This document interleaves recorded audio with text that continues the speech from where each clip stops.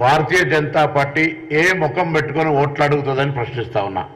ముందుగా తెలంగాణ విభజననే అవహేళన పార్లమెంటు సాక్షిగా చేసిన మీ నాయకుడు నరేంద్ర మోడీ మాట చెప్పుకొని నడుస్తారా?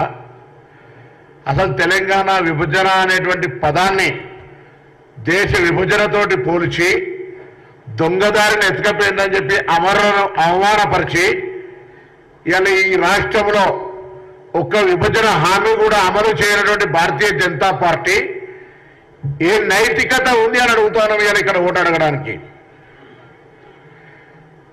చూస్తాను ఈ మధ్యలో కిషన్ రెడ్డి గారో బండి సంజయో లేదా మీ పార్టీలో ఇగ్నోరెన్సీకి గురైతురు అని చెప్పి మహేశ్వర్ రెడ్డో అప్పుడప్పుడు అడప కనబడే లక్ష్మణో కాంగ్రెస్ పార్టీ గురించి మాట్లాడుతూ ఉన్నది. ఇలా మేము అడుగుతా ఉన్నది ఇలా మీరు భారతీయ జనతా పార్టీ వచ్చిన తర్వాత తెలంగాణ రాష్ట్రానికి జరిగింది ఏంటి, తెలంగాణ రాష్ట్ర ప్రజల ప్రయోజనానికి మీరు సాధించింది ఏంటి? అధికారంలో రాగానే కదా 7 మండలాలు సీనియర్ ప్రాజెక్టు తీసుకొని ఆర్డినెన్స్ ద్వారా ఆంధ్రలో కలిపారు. మీరు తెలంగాణలో మీకే ముఖం ఉంది అని అడుగుతున్నాం. ఇలా తెలంగాణ రాష్ట్రం ఇచ్చినటువంటి ఒక భౌగోళిక పరిస్థితి నుండి 7 మండలాలు సీనియర్ విద్యుత్ ప్రాజెక్టు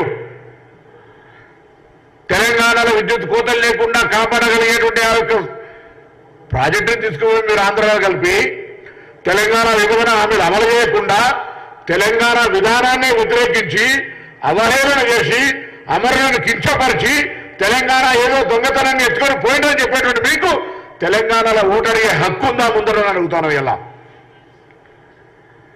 అంతేకాదు ఇలా ఒక జాతీయ ప్రాజెక్ట్ ఇచ్చిండ్రా, ఒక ఇండస్ట్రీ వచ్చిండ్రా, ఒక మెడికల్ ఒక పెద్ద ఇన్స్టిట్యూట్ తీసుకొచ్చిండ్రా? ఈ రాష్ట్రంలో ఎవరికి ఇల్లు కట్టించిండ్రు? ఈ రాష్ట్రంలో ఒక రేషన్ కార్డు అని ఇచ్చిండ్రా? ఈ రాష్ట్రంలో రైతులకి మీరు ఏమైనా చేయగలిగిండ్రా? అవును, రైతులు 2000 ఇస్తున్నారు, దేశం మొత్తం ఇస్తున్నావు.